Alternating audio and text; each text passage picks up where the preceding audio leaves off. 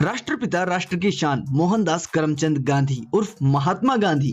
पहले आप वो बदलाव बनिए जो आप दुनिया में देखना चाहते हैं। क्या बात है। जी हाँ, दुनिया में हस्तियां तो बहुत हुई हैं, लेकिन ये हस्ती सबसे अलग है। गांधी ये वो आंधी थी जो तब तक नहीं रुकी जब तक इसने अंग्रेजों के झांट न उखाड़ दिए। ये क्या रे? मेरा मतलब राष्ट्र को इसने आजादी का सूरज न दिखा दिया।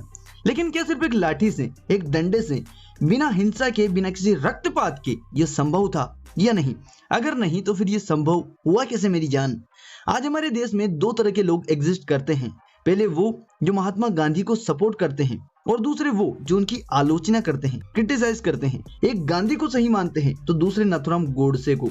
इसी टॉपिक पर एक फिल्म भी आने वाली है, गांधी गोडसे एक युद्ध। टीजर इसका आ चुका है, हमने भी देख लिया है और इस वीडियो में उसी पर बात करेंगे। लेकिन पहले हम बता दें कि कहानी महात्मा गांधी और नाथूराम गोडसे पर तो है, यानी कि कैरेक्टर्स तो रियल लाइफ से ही उठाए गए हैं, मगर जो इंसिडेंट है वो फिक्शनल है, काल्पनिक है। कल्पना है मेरे भाई, कल्पना। जैसा कि RRR में हुआ था, अल्लूरी सीताराम राजू और कोमाराव भीम दोनों ही रियल लाइफ कैरेक्टर थे, मगर कभी रियल लाइफ में एक दूसरे से नहीं मिले थे, लेकिन फिर भी फिल्म में दोनों एक साथ दिखे और लड़े। इसमें भी वैसा ही है। गोडसे और महात्मा गांधी रियल लाइफ में तो वैसे कभी नहीं मिले, आप भी जानते हैं। ये इंसिडेंट कभी हुआ ही नहीं, लेकिन इस फिल्म में मिलेंगे और दोनों के बीच विचारों का युद्ध होगा। अब ये समय 1947 से 1948 का है, जब देश बट रहा था, दंगे चल रहे थे। तो उन्हीं से भीमराव अंबेडकर, वल्लभ भाई पटेल परेशान दिख रहे हैं। टीजर में बताया गया है कि गांधी की हत्या के बाद गोडसे की आवाज को दबा दिया गया। इस तरह समय ने उनको अपनी बात कहने का मौका ही नहीं दिया, लेकिन ये फिल्म वो मौका देने जा रही है। ये फिल्म बताने जा रही है कि अगर गांधी और गोडसे आमने सामने होते तो उनके बीच किस तरह की क्या बातें होती। यानी कि फिल्म में दिखाया जाएगा कि गोडसे ने जब महात्मा गांधी पर गोली चलाई तो वो किसी तरह बच गए। गोडसे को पुलिस ने पकड़ लिया और फिर बाद में महात्मा गांधी जेल के अंदर नाथूराम गोडसे से मिलते हैं और फिर उनके बीच बातचीत होती है। महात्मा गांधी उसे समझाते हैं, पर गोडसे अपने तर्कों पर अड़ा हुआ है, जैसा कि ये टीजर बता रहा है। आमरण अनशन, जिसका बार बार इस्तेमाल करके आप लोगों से अपनी बात मनवाते हैं, ये भी एक प्रकार की हिंसा है, मानसिक हिंसा। अब देखो गुरु, कॉन्सेप्ट नया है, यूनिक है और चलने लायक भी है।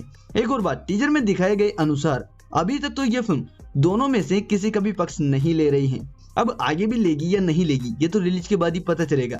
सो मैं भी काफी ज्यादा एक्साइटेड हूँ कि आखिर इसमें ये लोग क्या बवाल काटने वाले हैं। और फिर फिल्म के डायरेक्टर भी राजकुमार संतोषी साहब हैं, जिन्होंने घायल, अंदाज अपना अपना, अजब प्रेम की गजब कहानी, चाइना गेट जैसी फिल्मों को बनाया है। उनकी फिल्म में समाज का आईना होती है, वो वही दिखाती हैं जो समाज में या तो हो चुका है या फिर चल रहा है। इस टाइम पर भी महात्मा गांधी के साथ साथ नाथूराम गोडसे से प्रभावित होने वाली जनता की संख्या दिनों दिन बढ़ती ही जा रही है। तो शायद इसीलिए वो ये मूवी लेकर आ रहे हैं, वो भी काफी लंबे समय के बाद। लगभग 9 साल के बाद वो इस फिल्म से बॉलीवुड में कमबैक कर रहे हैं, जिसमें उनकी बेटी तनिषा संतोषी का भी बॉलीवुड डेब्यू होने वाला है। लगता है सर ने इतने साल अपनी बेटी के लिए ही दिए हैं, पता नहीं क्या बवाल काम उनका देखने को मिलेगा। वैसे बवाल तो अभी से शुरू है, क्योंकि जनता तो ये भी बोल रही है कि उनका चेहरा कियारा से काफी मिलता है। कुछ लोगों ने दूसरी कियारा भी बोल रहे हैं। वैसे फिल्म में उनका रोल क्या है अभी कुछ अपडेट नहीं है। बाकी फिल्म इसी महीने 26 जनवरी को 74वें गणतंत्र दिवस पर आएगी, पठान की रिलीज के दूसरे दिन। तो ये कंट्रोवर्सी से घिरी पठान के लिए मुश्किल और भी खड़ी कर सकती है। अब ये तो पिक्चर रिलीज होने पर ही पता चलेगा कि कौन बनेगा राजा और किसका बजेगा बाजा। बट अगर एक लाइन में पूरी फिल्म को सम अप करें तो वो ये है कि अगर गांधी और गोडसे रियल लाइफ में एक दूसरे से मिले होते तो उनके बीच में क्या होता।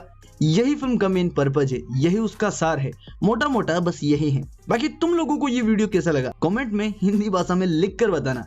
साथ ही सब्सक्राइब भी कर दिया करो कमीनों। चलो बाय बाय।